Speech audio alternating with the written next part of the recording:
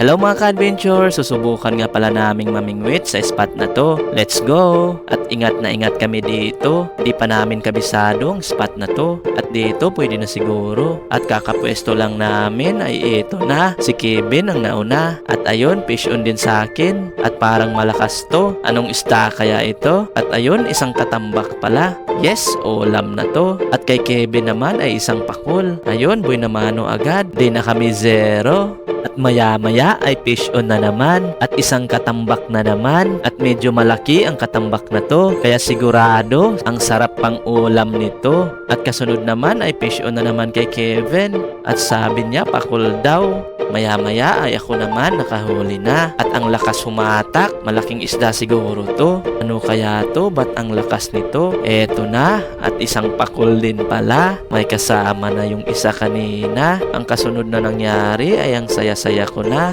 Fish on na at alam kong malaki to. Kaya okay to. Kaya lang biglang naputol. Anong isda kaya yun? Ba't naputol yung nylon? Sayang. At pagkabalik ko ay fish on agad. Grabe ang lakas humatak. Mukhang malaki to. At lumalakas na yung alon sa mga oras na to. At grabe lumalaban pa talaga tong isda na to. Ano kaya to? Maya-maya ay nakita ko na.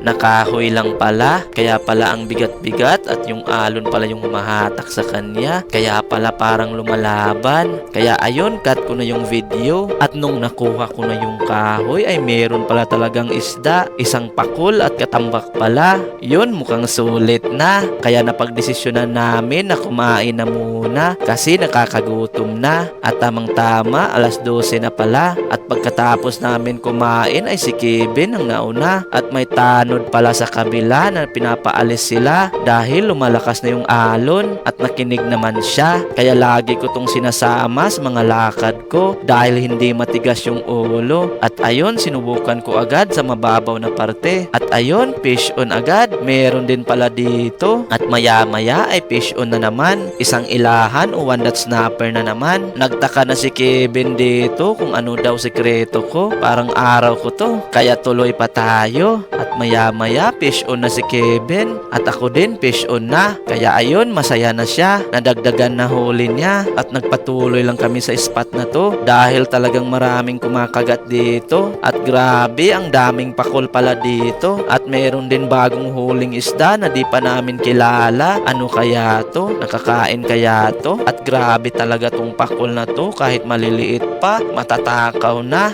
Pero pinakawalan namin para lumaki pa. At grabe talaga, nagustuhan ko itong spot na to. Good size lang yung aming nakukuha pero tamang-tama na. Pwedeng pang ulam na. Sunod-sunod yung grasya. Dumadami na yung aming nakuha. At sa mga oras na to ay lumalalim na. Kaya kami ay tumigil na. At ito nga pala lahat ng aming nakuha. Mukhang ang sarap humigop ng sabaw mamaya. Yun lang po. Maraming salamat at God bless po sa lahat. Ingat!